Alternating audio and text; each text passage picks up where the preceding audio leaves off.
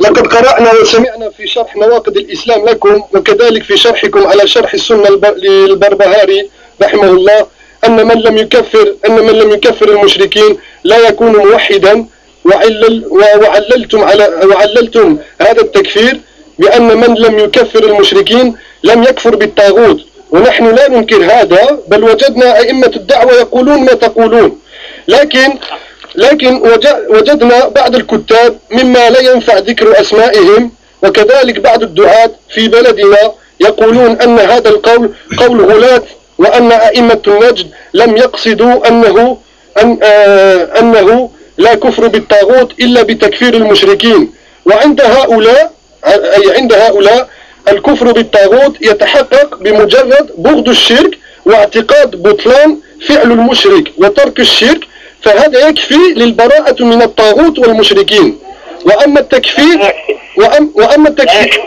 نعم يقولون لابد من اعتقاد كفر المشركين وأنهم كفار حضورهم، لكن ما يلزم من هذا قتالهم ولا أخذ أموالهم، فالقتال ويقاتل الكافر المحارب، أما الكافر غير الحربي فلا يقتل، يعني حلال دمه وماله معصوم.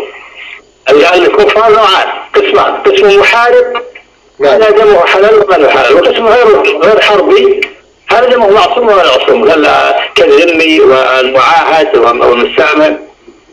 نعم يا شيخ. لكن التكفير لا، اعتقاد انه كافر لا بد من الاعتقاد هذا.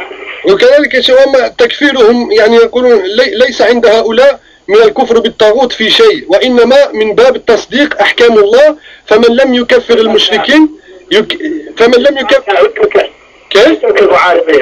المعارضين اللي يعارضون الآن ويفسرون كلام الله وكلام رسوله بما يخالف، ولا تأخذ كلامهم، هؤلاء لا يفهمون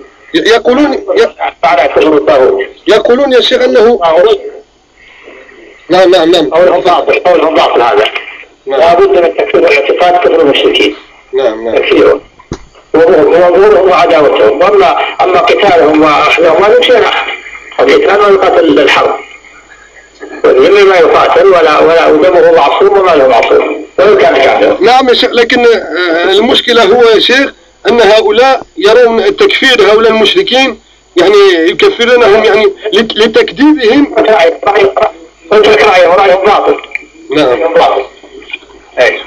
نعم شكرا شيخ، جزاك الله. يا شيخ سؤال ثاني يا شيخ. طيب، يعني هناك فكر منتشر عندنا بين الناس بل ممن ينتسب للعلم، وهو أن المرء يدخل في الإسلام إسلاما صحيحا متى اعتقد أنه مسلم ويتسمى به، ولا يشترط لصحة إسلامه ترك الشرك وتوحيد الله في الألوهية، بل يكون مسلما معذورا لجهله أو تأويله. ونحن نظن أن من يرى هذا الرأي لم يفهم شيئا من حقيقة الإسلام ولم يعرف شيئا من التوحيد، فما رأيكم؟ وهل من يرى ذلك يكون مسلما؟ نعم، لا يكون مسلم، لا بد أن يعرف الشرك ويتبرأ من الشرك والمشركين. نعم. اترك الأقوال المخالفة، بعضها أقوال المشركين وبعضها الجهال. نعم يا شيخ. طيب. يقول كفر الطاغوت ما يكفر المشركين، ما يلزم. كيف يا شيخ؟ المقصود اترك الأقوال المخالفة، يتركها، امسك الحق اللي عرفته واستمسك به. شكرا يا شيخ، جزاكم الله خير يا شيخ، شكرا. حياك الله. يلا سلام.